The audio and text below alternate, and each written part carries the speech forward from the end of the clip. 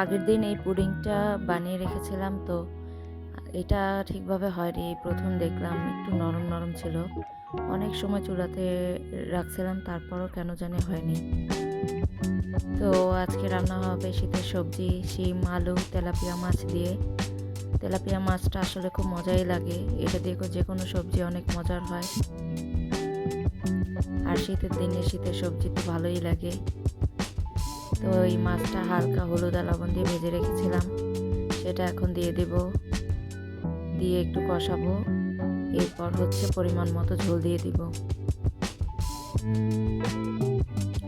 তো আজকে 31st, বছরের শেষ দিন। আজকে একটু রান্না করব গিয়ে হাঁসের মাংস আর খিচুড়ি। তো এখান দিয়ে দেখি আমাদের মেয়া বসে আছে। সে শীতের মধ্যে কোথায় কোথায় গিয়ে বসে থাকে খুঁজে পাওয়া যায় না। আসলে অনেক ঠান্ডা পড়ছে, তো পশু পাখিরও অনেক কষ্ট হয় এই সময়, ওদের প্রতি খেয়াল রাখা উচিত। তো ওকে জামা কাপড় পরায় রাখি, ও আবার বাইরে গেলে কোথায় ফেলে আসে। তো এখান দিয়ে তরকারিটা হয়ে গেছে, তো এখন হাঁসের মাংসটা বসাবো। শীতের দিনে হাঁসের মাংস খুব ভালো লাগে খেতে। পেঁয়াজটা হালকা বাদামি কালার হয়ে আসলে এখন পরিমাণ মতো আদা রসুনের পেস্ট, আর এখানে কাঁচামরিচ ব্লেন্ড করে রাখছিলাম। বিশেষ করে শীতের দিনে কাঁচামরিচটা এভাবে ব্লেন্ড করে রাখি, কারণ আর খেতে ভালো লাগে। লাল মরিচটা কম খাওয়াই ভালো, তরকারিটা ভালো মজার হয়। পরিমাণ মতো হলুদের গুঁড়া, লাল মরিচের গুঁড়া একটু কম দিব, কারণ কাঁচামরিচের পেস্টটা দিয়েছি। ভাজা জিরার গুঁড়া দিয়ে দিচ্ছি। এইভাবে দিয়ে হালকা একটু পানি দিয়ে মশলাটা কষিয়ে নিব।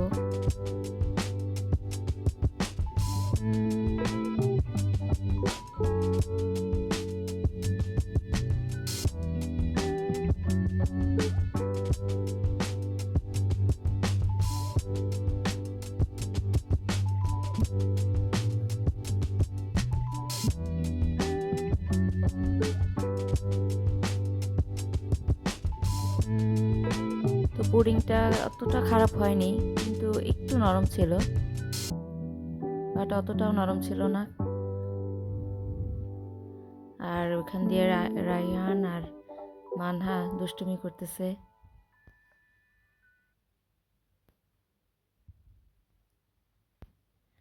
মশলাটা ভালোভাবে কষানো হলে এখন ধুয়ে রাখা হাঁসের মাংসটা দিয়ে দিব। হাঁসের মাংসটা একটু ভালো করে কষায় নিতে হয়, কারণ গিয়ে অনেক সময় একটু অনেকে খেতে পারে না, গন্ধ লাগে। আর গোলমরিচের গুঁড়া দিয়েছি, ওটা ভিডিওতে দেখাতে ভুলে গিয়েছি। ভালোভাবে কষানো হয়ে গেছে, এখন এখানে আর একটু পানি দিয়ে কষাবো। আর এটা এখানেই বসে আছে, সে কত সময় ধরে এক জায়গায় বসে থাকতে পারে। আর এরা এতটা আরামপ্রিয় যে অনেক লং টাইম ঘুমায়।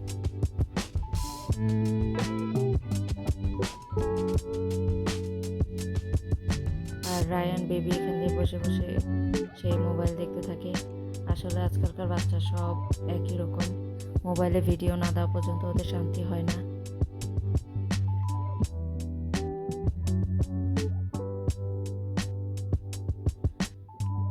হাঁসটা কষানো হয়ে গেছে, এখন সুন্দর পরিমাণ মতো ঝোল দিয়ে দিব।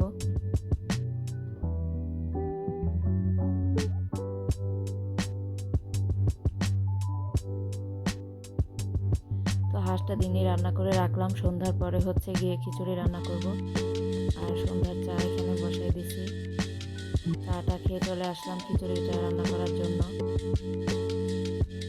পেঁয়াজটা তেলে ভাজবো কিছুক্ষণ। আর এখান দিয়ে চাল ডাল ধুয়ে রেখেছি। এখন পরিমাণ মতো আদা রসুনের পেস্ট আর এলাচ, দারচিনি, তেজপাতা তো আগেই দিয়েছি।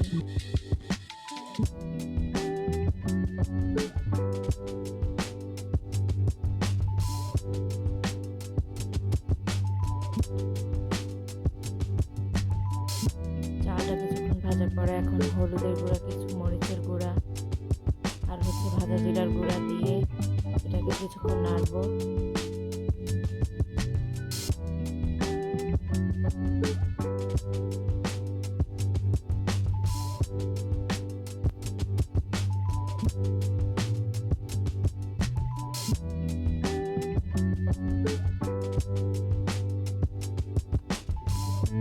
চাল চাল এইভাবে কিছুক্ষণ তেলের উপরে নাড়বো। এরপরে হচ্ছে পানি গরম করে রেখেছি, একেবারে পানিটা গরম গরম দিয়ে দিতে হয়, ফুটানো পানি। আসলে অনেকে পরিমাণ মতো, অনেকে একেবারে মাপ করে করে, আমার অতটা লাগে না, আইডিয়া করে দিলেই হয়। তো আজকে মাশাআল্লাহ খিচুড়িটা খুব সুন্দর ঝরঝরা হয়েছিল।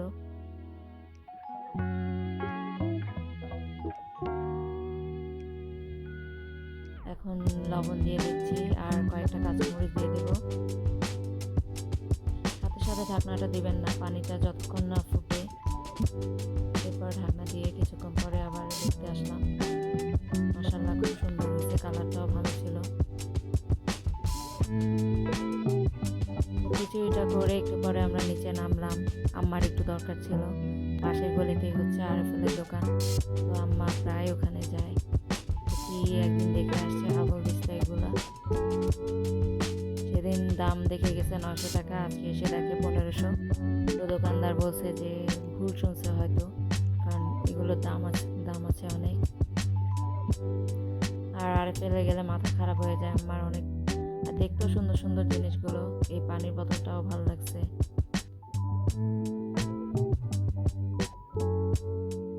আসলে ওদের জিনিসগুলো ভালোই লাগে। এই যে একটা ফ্রুটসের বাটি, কি সুন্দর, 300 না 350 টাকা। আবার এই যে ছোট ছোট এই প্লেটগুলো ভালো লাগে দেখতে, 180-90 করে।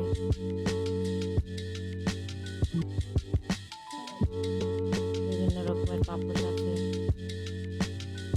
ওদের আর জিনিসগুলো রিজনেবল প্রাইসের মধ্যে, ভালো ভালো জিনিস আর অনেক টেকসই। আর এখানে হচ্ছে গিয়ে রুটি বানানোর জন্য সুন্দর একটা গোল পিঁড়ি পাইছে। এগুলো আগে ছিল নিচে ছিল, এখন একদম প্লেন বানানো হয়েছে। পিঁড়িগুলো ভালো, দামটাও কম ছিল, 200 টাকা করে। তো এই টুকিটাকি নিয়ে আমরা বাসায় চলে আসলাম। দেখতেছিলাম কি কি নিলাম। আমার স্পেশাল আজকে এইটার জন্য এসে গেছে, 1500 টাকা এটার দাম, কিন্তু জিনিসটা খুবই সুন্দর, ভালো। এই চামচটাও খুব ভালো, স্মুথ, একেবারে সুন্দর, 120 টাকা মাত্র। আর এই পানির বোতলটা ছিল কত, 650 না 700। পানি নাকি গরম থাকবে। আর রুটি বানানোর জন্য এই পিঁড়িটাও ভালো ছিল। তো জিনিসগুলো ভালোই ছিল। অন্যান্য দিন তো সে আরও উল্টাপাল্টা জিনিসও কিনে, কিন্তু আজকে এগুলো প্রয়োজন ছিল। তো আবার শখ করলাম এখানে আজকে ছেঁচা ভর্তা খাবো নতুন হাবল দিস্তার মধ্যে। বিশেষ করে আমরা এই ভর্তাটা খুব সুন্দর করে করি, খুব মজাও লাগে। তো এই ভর্তা বানানোর জন্য আলাদা কাঁচামরিচ ভেজে নিয়েছি হালকা তেলে, আর হালকা হচ্ছে রসুন আর পেঁয়াজ হালকাভাবে ভেজে নিলাম। আর বাঁশপাতা শুটকি ছিল, ওইটাও ভাজা শেষ। এখন একটা একটা করে ছেঁচে নিব এইভাবে নতুন ওইটার মধ্যেই। মরিচ আগে ছেঁচলাম একদম মিহি করে, এরপর হচ্ছে শুটকি দিয়ে দিছি। মানে এটা পাটা পুটা বাটা না, এটা হচ্ছে এভাবে ছেঁচা ভর্তা বলে, এটা চেঁচে বানায়। এরপর লাস্টে আদা রসুন দিয়ে সব মিক্সড করে এইভাবে কিছুক্ষণ সুন্দরভাবে টাইম নিয়ে করতে হয়। লবণ মিক্স করে এখন নিয়ে নিলাম, খুব মজা হয়েছিল। বিশেষ করে পোলাও খিচুড়িগুলোর সাথে ভালোই লাগে। তো রাত 12টা বেজে গেছে, খাওয়া দাওয়া করে আমরা ছাদে উঠলাম।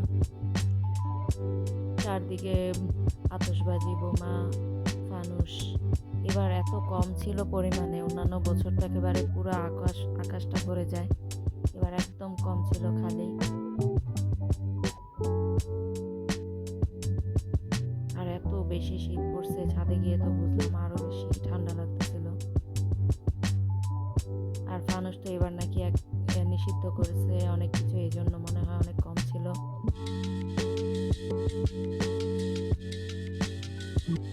তো বাসায় এসে দেখি আমাদের ম্যাওটা নাই। ওরা আবার এসব পশু প্রাণী খুব ভয় পায়, এসব বোমাবাজি, এগুলোর আওয়াজ, সাউন্ড খুব ভয় পায় তারা।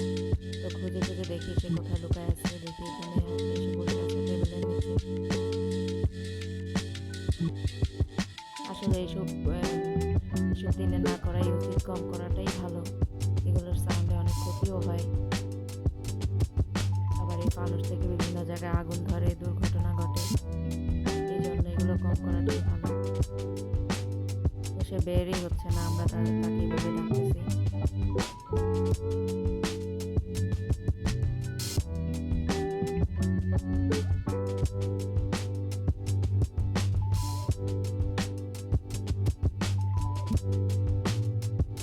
তো হাসি লাগে, সবাইকে ফেলে লাভ দিয়ে সে গিয়ে কোথায় কোথায় লুকায় থাকে।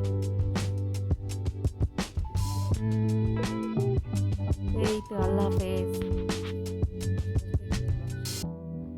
প্রত্যেকদিন রাতে আমরা এইভাবে প্রিপারেশন নিই শোয়ার জন্য। তো সেইভাবে এসে আগে থেকেই শুয়ে পড়ে। কি যে আরাম প্রিয় ওরা, বিশেষ করে আসলে ঠান্ডার দিনে ওদেরও তো ঠান্ডা লাগে অনেক বেশি। তো সে গুটি সুটি মেরে একেবারে শুয়ে থাকে সুন্দরভাবে।